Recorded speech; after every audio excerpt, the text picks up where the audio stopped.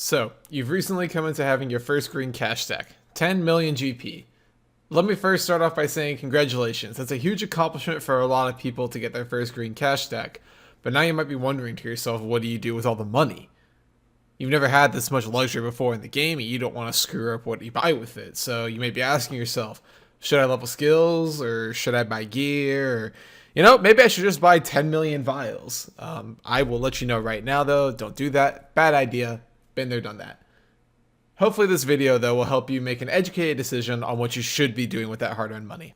So before I can really get into the meat and potatoes of how to spend your money, let me first start off by setting a couple assumptions.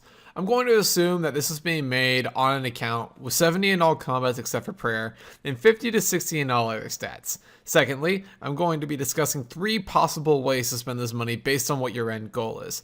This varies for everybody, so I have to make some generalized assumptions here when giving advice on how to spend your money. I'll be breaking this up into the following categories: a PvM focused account with the intent of bossing / slayer, an overall skilling / maxing focused account, and a PvP focused account. These 3 categories offer similar but different routes you would want to be taking with your money, so I hope to be able to give you all a clear insight into what you might want to purchase based on what your goals are with this game. That all being said and out of the way, let's start off with the PvM focused route. If your end goal here is to be doing high level PvM or high level Slayer content, and you take a look at other skills like rune crafting, and your first thought is, man, I ain't got time for that. I gotta go kill things and get money. Okay, cool. I have some ideas for you. Number 1, upgrade your gear. It's pretty straightforward, but if you're still sitting in like full rune with like a DCME or something, go ahead and invest that money into new gear. Like honestly, you have 10 mil sitting around. Go ahead and buy some new gear. Get a whip, get a B-ring, get a fury, get some better plate legs, upgrade your gear. Invest in yourself because you're going to need this later on down the road when you start killing higher level content. The better gear that you have now, the faster you're going to be able to kill stuff later on down the road. If you're kind of lazy when it comes to training combat, make sure you've also got Guthans though. If you're pretty lazy, the reason you want Guthans is so you don't have to leave the trip every time you run out of food. You can just flip on over to Guthans, use it for a little bit, get some RNG, heal right back up, and you're good to go. Side note, get a black mask. Number 2, focus on your house. The eventual end goal here would be to get 83 construction so you can have the ornate pool, the jewelry box, and your occult altar. But with the cheapest method to train construction at the moment being oak planks, and those are running at approximately 7 GP per XP, if your construction level is 50, that would equate to costing about 17.5 million GP. And if you've only got 10, well, 17.5 is definitely more than 10. So look to train towards 75, which is a little more than half the cost if you're doing oak planks the entire way. This will allow you to build your Nexus portal and your Gilded Altar without needing the usual boost most people state to get.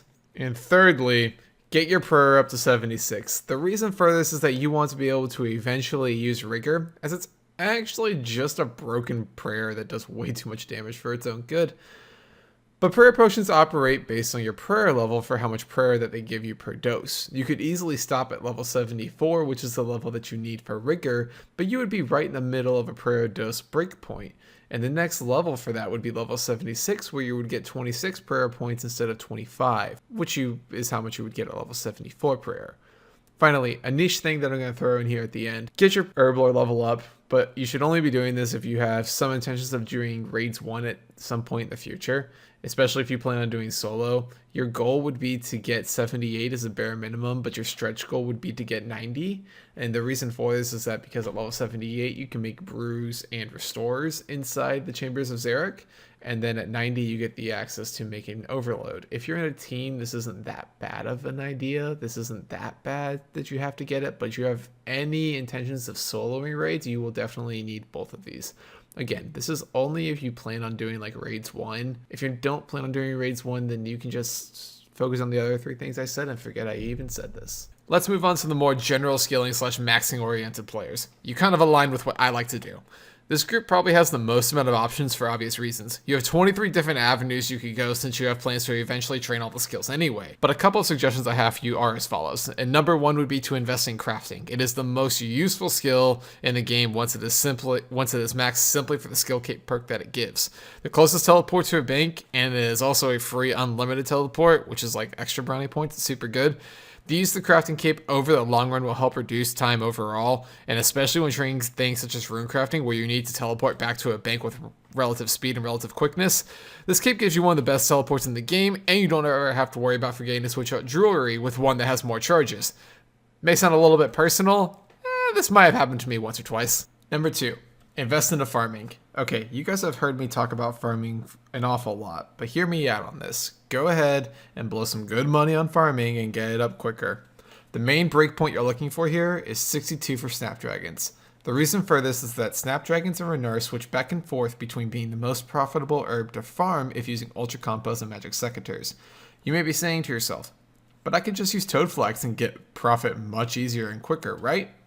You could, and this may be true, but once you hit profit with snapdragons, the profit is substantially larger. For example, at the time of recording, one snapdragon is 8.3k and one Toadflax is 1.1k. One snapseed is 52.5k and one Toadflax seed is 422 GP.